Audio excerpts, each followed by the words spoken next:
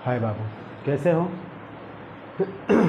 जैसा कि आप जानते हो बेटा कि पिछले वीडियो में मैंने आपको प्रेजेंट इंडेफिनिट टेंस के बारे में बताया था और प्रेजेंट इंडेफिनिट टेंस में हमने आपको सारे सेंटेंसेस बताए थे। जैसे कि मैंने अफर्मेटिव बताया था, नेगेटिव बताया था, इंट्रोगेटिव बताया था, इंट्रोगेटिव नेगेटिव बताया था, WH वर्ड बताया था कि कैसे आप प्रेजेंट इंडेफिनिट टेंस में सेंटेंस को ट्रांसलेट कर सकते हैं, हिंदी से अंग्रेजी कैसे बना सकते हैं। और उस WH वर्ड तक मैंने बताया था और मैंने कहा था कि मैं आपको अगले वीडियो में कुछ स्पेशल WH वर्ड लेकर के आऊँगा। तो आज मैं कुछ स्पेशल WH वर्ड लेकर के आया हूँ, उस पर गौर कीजिएगा। देखिए, WHO हु मीन्स होता है कौन या किसने, कौन या किसने। अब देखो बाबू, अब अगर प्रेजेंट इंडेफिनिट टेंस में हु से अगर कोई सेंटेंस आए, जैसे देखिए, तुम्हें कौन पढ़ाता है, तुम्हें कौन पढ़ाता है, अगर ये सेंटेंसेस आता है आपके सामने कि तुम्हें कौन पढ़ाता है, तो अब देखो, अब इसमें सब्जेक्ट नहीं है, सब्जेक्ट को कौन ढूंढ रहा है, ये कौन जो है वही सब्जेक्ट को ढूंढ रहा है कि तुम्हें कौन पढ़ाता है, तो पढ़ाने वाला सब्जेक्ट होगा ना, उसी को तो कौन ढूंढ रहा है। तो हम इसी को सब्जेक्ट मान लेंगे सीधा, यानी हम सीधा लिखेंगे हु, उसके बाद हर क्रिया V5 होगी, तब पढ़ाना, teaches you, who teaches you, तुम्हें कौन पढ़ाता है। तो हम सीधा इस हु को ही सब्जेक्ट मान लेंगे और जो भी क्रिया होगी V5 रूप में होगी। जैसे उसे कौन गाली देता है, उसे कौन गाली देता है, तो हम सीधा हु को ही सब्जेक्ट मानेंगे। हु एब्यूजेज, तब ऑब्जेक्ट रख देंगे हिम, हु एब्यूजेज हिम। इसमें कोई कहीं पर डू या डज का प्रयोग नहीं होगा, क्योंकि डू डज का प्रयोग कहाँ होगा, जब सब्जेक्ट आएगा, और जब इसमें सब्जेक्ट है ही नहीं तो हम कहाँ से यूज़ करेंगे इसका, जाहिर सी बात है कि नहीं करेंगे। तो हम अब इसके आगे देखते हैं। अब हु में तो मुझे नहीं लगता कोई दिक्कत नहीं है। अब इसको वीडियो रोक करके देख लीजिएगा, समझ लीजिएगा, बार बार समझ लीजिएगा, फिर आगे बढ़ते हैं हम। अगला WH वर्ड है हमारा विच, WHICH, विच। विच का मतलब बेटा होता है कौन सी, कौन सी, या फिर होता है किस, कौन सी या किस। अच्छा देखिए, ये कौन सी, विच जब भी आता है तो अपने बगल में एक नाउन ले करके आता है, हमेशा अपने बगल में एक नाउन ले करके आएगा, कभी सिंगल नहीं आएगा। जैसे देखिएगा आप, तुम कौन सी कलम पसंद करते हो, तुम कौन सी कलम पसंद करते हो। अब देखिए, तो कौन सी कलम, यानी कौन सी के बगल में कलम नाउन आ गया ना, तो जब भी कौन सी या किस आएगा तो उसके बगल में नाउन आएगा। अब देखो, अब इसमें सब्जेक्ट आ गया कि तुम, तो जब सब्जेक्ट आएगा तो WH वर्ड में डू डज भी आएगा। तो सबसे पहले हम इस कौन सी को लिखेंगे विच, और इसके साथ जो नाउन है उसको रखेंगे विच पेन। तब सब्जेक्ट देखेंगे, सब्जेक्ट यू है, यू के अनुसार क्या निकलना चाहिए, डू या डज, डू निकलना चाहिए, तब हम डू करेंगे, और तब सब्जेक्ट यू, और तब क्रिया लाइक, यानी विच पेन डू यू लाइक। ये विच जो है हमेशा अपने बगल में कोई ना कोई नाउन ले करके ही आएगा। अब जैसे देखिए, और भी सेंटेंस देखते हैं। वह किस स्कूल में पढ़ता है, तो वह किस स्कूल में पढ़ता है। अब आप किस स्कूल में, देखिए किस स्कूल साथ में आया, तो आप बना सकते हैं विच स्कूल, विच स्कूल। अब सब्जेक्ट वो है तो डज बाहर निकलेगा, डज ही रीड, और तब हम यहाँ पर इन देंगे, विच स्कूल डज ही रीड इन। अगर आप चाहें तो ये इन जो है विच के साथ भी रख सकते हैं, या करके आप बना सकते हैं in which school, in which school does he read, in which school does he read. तो which school does he read in, चाहे in which school does he read, ऐसे भी बना सकते हैं। तो मुझे नहीं लगता कि इसमें कोई आपको दिक्कत होनी चाहिए। यानी विच जब भी आएगा तो अपने साथ एक नाउन ले करके ही आएगा। देखिए आप, नाउन ले करके ही आया है, विच पेन, विच स्कूल, ऐसे ले करके, तो कोई दिक्कत नहीं। अब इस पर बहुत सारा प्रैक्टिस कीजिए, इसमें आपका स्पोकन इंग्लिश भी बहुत डेवलप करेगा, क्योंकि देखिए स्पोकन इंग्लिश में जितना आप क्वेश्चन करना सीखिएगा उतना ही ज़्यादा आपको फ़ायदा होगा। जैसे तुम किस स्कूल में पढ़ते हो, तुम्हारे पिताजी किस देश में रहते हैं, वह किस शहर में पढ़ाता है, तुम्हारी माँ किस स्कूल में पढ़ाती हैं। इस तरह से आप सवाल कर सकते हैं, क्वेश्चन बना सकते हैं। तो इसमें मुझे नहीं लगता है कोई दिक्कत होनी चाहिए। अब आगे बढ़ते हैं। अब अगला है हाउ लॉन्ग। अब देखो बाबू, how long, how long means होता है कब तक, कब तक। अब जैसे देखिए, आप यहाँ कब तक ठहरते हैं, आप यहाँ कब तक ठहरते हैं, तो कब तक, तो हाउ लॉन्ग, हाउ लॉन्ग। तब सब्जेक्ट आप है, उसके अनुसार डू निकलेगा, डू यू, और तब क्रिया verb stay here. How long do you stay here, आप यहाँ कब तक ठहरते हैं। जैसे वह रात में कब तक पढ़ती है, वह रात में कब तक पढ़ती है, तो कब तक। How long does she read at night, how long does she read at night. तो मुझे नहीं लगता कि इसमें कोई दिक्कत होगा। तो हाउ लॉन्ग यानी कब तक, आप यहाँ कब तक ठहरते हैं। How long do you stay here, वह रात में कब तक पढ़ती है। How long does she read at night. मुझे नहीं लगता कि इसमें कोई दिक्कत आपको होनी चाहिए। अब आगे बढ़ते हैं। अब इसको भी प्रैक्टिस कीजिएगा। तुम कब तक पढ़ाते हो, वह कब तक क्रिकेट खेलता है, तुम रात में कब तक सोते हो, ये सब आप ट्रांसलेशन इसको खुद से बना सकते हैं। अब आगे बढ़ते हैं। अब आओ हाउ मच और फिर हाउ मैनी। देखो बाबू, इस दोनों का एक ही अर्थ होता है, कितना या कितनी, कितना या कितनी, हाउ मच या हाउ मैनी। लेकिन अब अंतर क्या है, how much plus uncountable noun, यानी हाउ मच के बाद हमेशा अनकाउंटेबल नाउन आएगा, और how many plus plural countable noun, plural countable noun, इसको शॉर्ट में PCN भी कहते हैं, प्लूरल काउंटेबल नाउन। तो ये दोनों का एक ही अर्थ होगा। हाउ मच का भी अर्थ वही होगा, कितना कितनी। हाउ मैनी का भी अर्थ होगा, कितना कितनी। ध्यान में ये रखना है कि हाउ मच के बाद हमेशा अनकाउंटेबल नाउन आएगा, और हाउ मैनी के बाद हमेशा प्लूरल काउंटेबल नाउन आएगा। जैसे आप एक सेंटेंस लीजिए, जैसे आप लिखते हैं, आप कितना दूध पीते हैं, आप कितना दूध पीते हैं, ये लीजिए।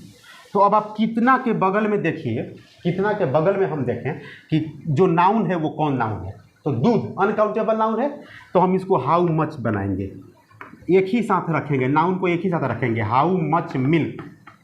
और तब सब्जेक्ट आप है, तो do you drink, how much milk do you drink, आप कितना दूध पीते हैं। समझ रहे आप कितना पानी पीते हैं, how much water do you drink. आपके पिताजी एक महीने में कितना पैसा कमाते हैं, how much money does your father earn in a month. आप इस तरह से बना सकते हैं। अब देखिए हाउ मैनी, हाउ मैनी के बाद हमेशा प्लूरल काउंटेबल नाउन आता है। जैसे देखिए, वह कितनी कलमें खरीदती है, वह कितनी कलमें खरीदती है, तो कितनी कलमें। तो अब यहाँ पर कितनी कलमें, देखिए कितनी के बाद क्या हो गया, कलमें, प्लूरल काउंटेबल नाउन आ गया। तो हम अब यहाँ पर हाउ मैनी यूज़ करेंगे। How many pens does she buy, how many pens does she buy, वह कितनी कलमें खरीदती है। आप कितनी किताबें खरीदते हैं, आप एक दिन में कितने कमीज़ खरीदते हैं। अब इस तरह से आप इसका ट्रांसलेशन बना सकते हैं। तो मुझे नहीं लगता कि इसमें कोई दिक्कत आपको होगी हाउ मच और हाउ मैनी में। याद रखिएगा, how much plus uncountable noun, how many plus plural countable noun, ऐसे होता है। अब आगे बढ़ा जाए। अब देखिए, एक आता है how often, how often OFTEN, और फिर आता है हाउ मेनी टाइम्स। तो हाउ ऑफन या हाउ मेनी टाइम्स दोनों का एक ही अर्थ होता है, कितनी बार। दोनों का अर्थ क्या होगा, कितनी बार। अब जैसे देखिए, आप यहाँ कितनी बार आते हैं, आप यहाँ कितनी बार आते हैं, तो कितनी बार, कितनी बार। तो हाउ ऑफन से बनाइए, how often do you come here, how often do you come here. या आप हाउ मेनी टाइम्स से बनाइए, how many times do you come here, how many times do you come here, या how often do you come here. आप समझ रहे हैं, आप यहाँ कितनी बार आते हैं, आप वहाँ कितनी बार जाते हैं, आप एक दिन में कितनी बार नहाते हैं, how many times do you take a bath in a day, या how often do you take a bath in a day. इस तरह से आप हाउ मेनी टाइम्स या हाउ ऑफन से बना सकते हैं। यानी हाउ ऑफन और हाउ मेनी टाइम्स में कोई फ़र्क नहीं है, आप दोनों को सेम यूज़ कर सकते हैं। जहाँ हाउ मेनी टाइम्स आएगा वहीं हाउ ऑफन आएगा, जहाँ हाउ ऑफन आएगा वहीं हाउ मेनी टाइम्स आएगा। इसमें कोई फ़र्क नहीं है, इसमें कोई अंतर नहीं है। तो मुझे नहीं लगता कि इसमें कोई दिक्कत आपको होगी। अब इस पर ज़्यादा से ज़्यादा आप क्वेश्चन बनाने की कोशिश कीजिएगा, और कमेंट बॉक्स में अगर इस तरह से कोई सवाल हो, कोई ट्रांसलेशन हो, तो आप कमेंट बॉक्स में ज़रूर लिखिएगा, हम आपको जवाब ज़रूर देंगे। अब आगे बढ़ते हैं। अगला है हमारा एट व्हाट टाइम। अच्छा, व्हाट के जगह पर आप विच का भी प्रयोग कर सकते हैं। एट व्हाट टाइम कहिए चाहे एट विच टाइम कहिए, तो इसका मतलब होगा कितने बजे, कितने बजे। एट व्हाट टाइम या एट विच टाइम, कितने बजे। जैसे आप सुबह में कितने बजे उठते हैं, आप सुबह में कितने बजे उठते हैं। तो सबसे पहले कितने बजे, तो नाउन उसके साथ दिया हुआ है। At what time, at what time, तब do you get up in the morning. At what time do you get up in the morning, आप सुबह में कितने बजे उठते हैं। आप कितने बजे स्कूल जाते हैं, at what time do you go to school. आप कितने बजे कोचिंग जाते हैं, at what time do you go to coaching. आप कितने बजे पढ़ते हैं, at what time do you read. तो at what time, at which time, इस सब से आप कितने बजे के सेंस में आप बना सकते हैं। तो मुझे नहीं लगता कि इसमें कोई दिक्कत आपको होनी चाहिए। कोई दिक्कत है तो फिर कमेंट बॉक्स में बताइए, हम हैं, फिर आपको हम वो बताते हैं। आगे देखते हैं। ये था एट व्हाट टाइम। अब देखिए at what place, at what place, किस जगह, किस जगह।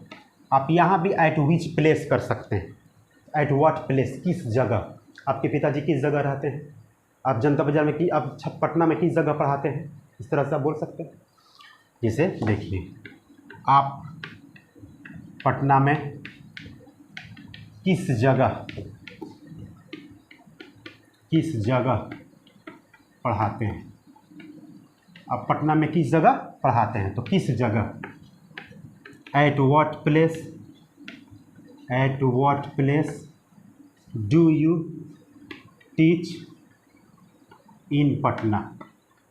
At what place do you teach in Patna. आप पटना में किस जगह पढ़ाते हैं, आराम से बना लीजिएगा। आप पटना में किस जगह पढ़ते हैं, आप दिल्ली में किस जगह रहते हैं। जैसे वह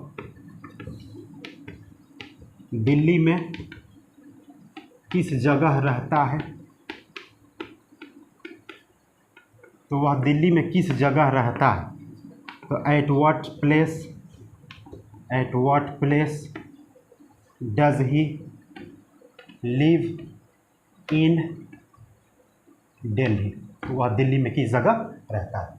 तो आप आराम से बना सकते हैं, मुझे कोई प्रॉब्लम नहीं लगता कि आपको इसमें कोई दिक्कत होगी। अब अगला देखते हैं। अगला है हमारा what type of, what kind of या what sort of, इन तीनों का एक ही अर्थ होगा, किस तरह का,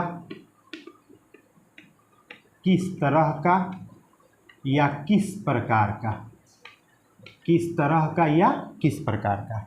what type of, what kind of, what sort. देखो बाबू, जो वो व्हाट टाइप ऑफ और व्हाट काइंड ऑफ है, ये सब निर्जीव के लिए आता है, वस्तु के लिए आता है। जैसे आप किस तरह की कलम पसंद करते हैं, तो किस तरह की कलम, तो जब कलम की बात होगी, निर्जीव की बात होगी, तो what type of pen, what kind of pen ऐसे यूज़ करेंगे। और जब व्यक्ति की बात करेंगे, आप किस तरह की लड़की पसंद करते हैं, तो व्हाट सॉर्ट ऑफ गर्ल, आप किस तरह का आदमी पसंद करते हैं, व्हाट सॉर्ट ऑफ मैन, आप किस तरह का लड़का पसंद करते हैं, व्हाट सॉर्ट ऑफ बॉय, इस तरह से होगा। तो पहले ऊपर वाले देखते हैं। जैसे आप किस तरह की कलमें पसंद करते हैं, आप किस तरह की कलमें पसंद करते हैं, तो एट व्हाट काइंड, चाहे at what type of pen do you like, at what kind of pen do you like. तो यहाँ पे at what type of pen या at what kind, sorry what kind of pen या what type of pen यहाँ पर आप use कर सकते हैं, सॉरी एट नहीं होगा, व्हाट टाइप ऑफ पेन या what kind of pen do you like. लेकिन अगर आ जाता है कि आप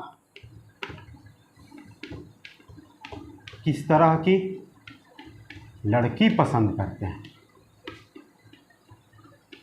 लड़की पसंद करते हैं, तो अब यहाँ पर आप लिखिएगा व्हाट सॉर्ट ऑफ। जब व्यक्ति की बात होगी तो सॉर्ट लिखिएगा, what sort of girl do you like. तो मुझे नहीं लगता कि इसमें कोई दिक्कत आपको होनी चाहिए।